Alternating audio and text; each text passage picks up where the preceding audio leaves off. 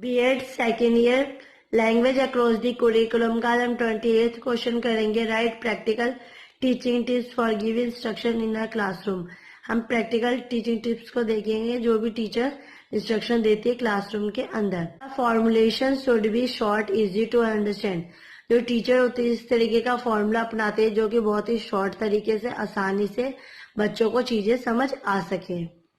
Second point है to attract the attention of a group try clapping your hands और knowing on a dais. इसमें क्या होता है जब हम बच्चों को चीजें को समझाते हैं तो बच्चों को बार बार अटेंशन में लाने के लिए क्या होता है बार बार क्लैपिंग करते हैं या फिर अपने हाथ को बार बार क्या होता है डेस्क पे भी मारते हैं जिससे जो बच्चे होते हैं हमारी बातों के ऊपर ध्यान दें, जो हमें उसे समझा रहे हैं उस चीजों को आसानी से वो इजी तरीके से समझ सके और उसी टाइम पे क्वेश्चन पुट कर सके जो उन्हें समझ नहीं आया हो। Make sure that the student understand that by doing this and you want them to put everything down, stop talking, look at you and listen.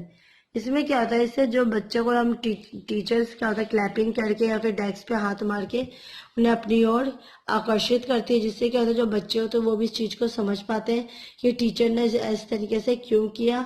इससे क्या होता है जो हर एक बच्चा होता है जो भी बातें कर रहा होता है या फिर इधर उधर की और देख रहा होता है या फिर टीचर की ओर उसका कोई भी ध्यान नहीं होता तो वो चीज में रुक जाता है और टीचर की ओर ध्यान देता है और टीचर की ओर देखता है और उनकी बातों को सुनता है।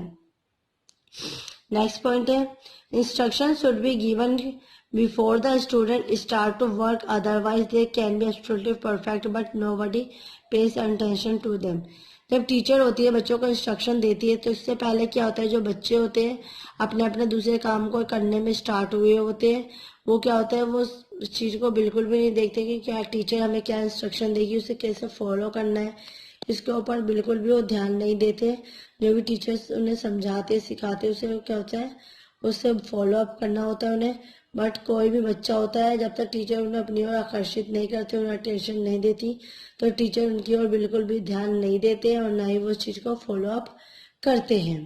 नेक्स्ट पॉइंट है हमारा the spoken instruction are not everything.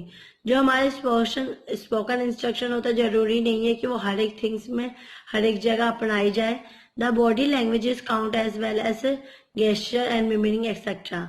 इसमें क्या होता है जो हमारी बॉडी लैंग्वेजेस होती है उस चीज को भी देख के भी हम उसके हाव भाव से ही हम चीजों को समझ पाते हैं कि जो सामने वाले टीचर्स हैं या फिर कोई भी है वो हमें क्या समझाना चाहता है उसकी क्या लैंग्वेजेस है उस चीज को हम उसके गेस्चर और मिमिंग के थ्रू समझ सकते हैं, ना कि सिर्फ स्पोकन इंस्ट्रक्शन दिए जाए तो ही समझे। नेक्स्ट पॉइंट है instruction should always be followed by demonstration. जो भी टीचर्स बच्चों को इंस्ट्रक्शन देती है तो उससे पहले क्या होता है जो बच्चे होते हैं उन्हें डेमोन्स्ट्रेशन तरीके से डेमो दे के चीजें समझाती है जिससे जो बच्चे होते हैं उसने वो चीज ज्यादा टाइम तक याद रह सके और उन्हें भी पता चल सके जो टीचर ने उन्हें समझाया इंस्ट्रक्शन दिए वो किस तरीके से दिए उन्हें किस तरीके से उसे फॉलो अप करना है। Teacher should establish routine by giving instruction in a consistent way. इसमें क्या है जो टीचर्स होती है उसे एक डेली रूटीन बनाना चाहिए कि उसे किस तरीके से किस टाइम पे कौन सा इंस्ट्रक्शन देना है जिससे क्या होता है बच्चे भी चीजों को आराम से समझ सके और उसे अपने लाइफ में ला सके और जो भी टीचर इंस्ट्रक्शन देती है उसे समझ के आगे कार्य कर सके। Teacher should prepare everything carefully before ahead. इसमें क्या होता है जब टीचर किसी भी क्लासरूम में बच्चों को पढ़ाने जा रही होती है तो वो अपने पाठ्यक्रम कुरिकुलम बुक में से पहले ही वो चीजों को देख लेती है कि आज उन्हें बच्चों को किस टॉपिक पे समझाना होता है तो उस चीज को पहले से ही जो टीचर होती है वो प्रिपेयर करके लाती है कि वो क्लास में जाके बिना टाइम वेस्ट किए बच्चों को पढ़ाना सिखाती है प्लस उसे एक्टिविटी डेमोन्स्ट्रेशन के थ्रू समझाने की भी कोशिश करती है। Check for understanding by asking question related to instruction.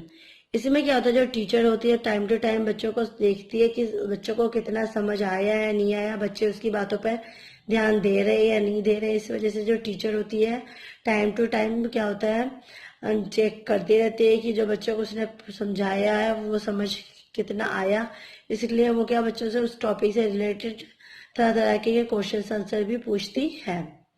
The fundamental obstruction is the mother language interference. इसमें क्या होता है जो भी बच्चों को हम चीजें समझाते हैं तो सबसे पहले फर्स्ट टू फिफ्थ क्लास तक नर्सरी टू फिफ्थ क्लास तक जो बच्चे होते हैं वो अपने मदर टंग लैंग्वेज में चीजों को सीखते हैं क्योंकि उस टाइम में बहुत ज्यादा छोटे होते हैं, वो अदर लैंग्वेजेस को जल्दी गेन नहीं कर पाते। इस वजह से जो बच्चे होते हैं उन्हें चीज़ों को, ज़्यादातर चीज़ों को उनके मदर टंग लैंग्वेज में ही सिखाना पड़ता है, उस तरीके की उन्हें इंस्ट्रक्शंस देनी होती है।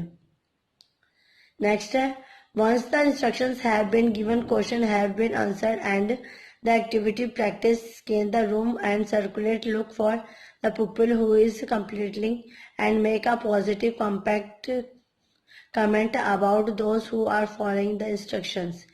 इसमें क्या होता है, जो टीचर्स होती है बच्चों को जो इंस्ट्रक्शन देती है उसमें टाइम टू टाइम जो बच्चों से क्या होता है क्वेश्चंस पिकअप करती है और बच्चों को प्लस में क्या होता है एक्टिविटी के थ्रू भी चीज़ों को समझाने की कोशिश करती है, जिससे जो बच्चे होते हैं, लर्नर्स होते हैं, वो चीज़ों को अच्छे से समझ सके।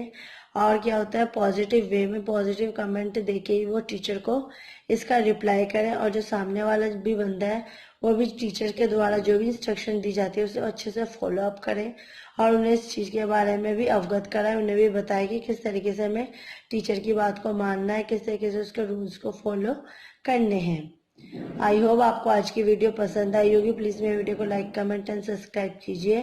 Thanks for watching.